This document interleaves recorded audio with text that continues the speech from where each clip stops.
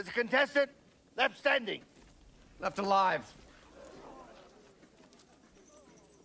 Left alive! From now on, we fight to the death. Well, well. What a surprise, John.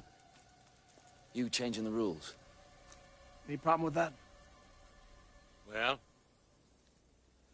I was planning to kill you anyway. Tell us about how you feel about the revived cybercrime bill. Well, as a person that uses social media a lot, I use it as part of my profession. I make a lot of money from social media. I started out in social media being outspoken against the government. That's the reason I have all the followers I have today, running in the last election. And with either the old cybercrime bill or the new draft of the cybercrime bill, it would have made what I did 2 years ago impossible to do, because essentially it's impossible to criticize people now. You can't criticize any government official. You can't criticize even some private citizens. So, for people holding the government accountable, this government has not all 30 seats anymore. They have 29 seats, which means that us, the public, needs to have a special role holding them accountable. And they're making it virtually impossible for us to do that now.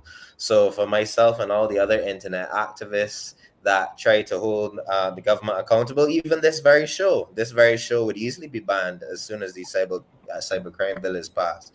So it's very concerning that we can't come on here and do the work that we would like to do, and that any single Bajan citizen, all of our free speech is going out the window. Unfortunately, this is a trend that you're kind of seeing all around the world. Recently, the government of Brazil banned Twitter because Elon Musk, the CEO of Twitter, refused to censor some criticisms about the government. So we're kind of seeing this all around the world. It's not, Barbados isn't alone in trying to censor its citizens, but it's certainly concerning that we are encouraging it and that we don't have independent thought from our leaders on this matter. Wow. When I thinking about being censored, I can't imagine. I see a lot of people talk about traveling to countries where they travel and they can't post, the posting is black. And it is really scary to think that Barbados can possibly become like that very soon, if not now in the near future.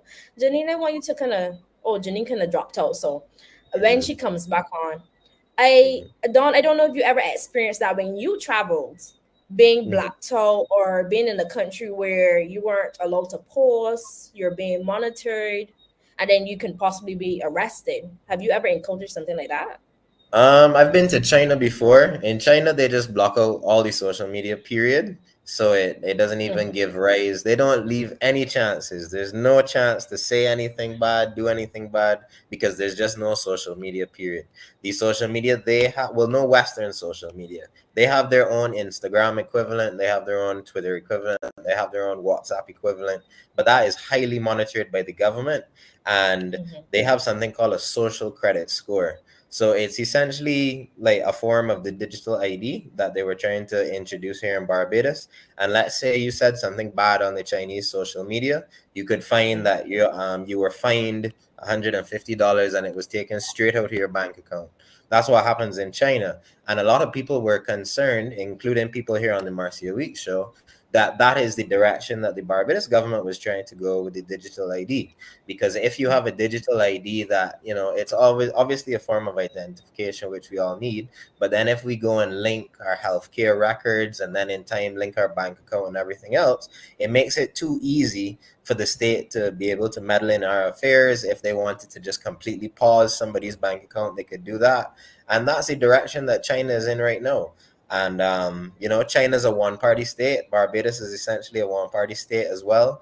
So it's really easy for you to look to China for what possibly this government is trying to do. And it's very concerning. That is extremely scary. Like, thinking about it, I can't imagine what I would do, because knowing myself, I might be broke.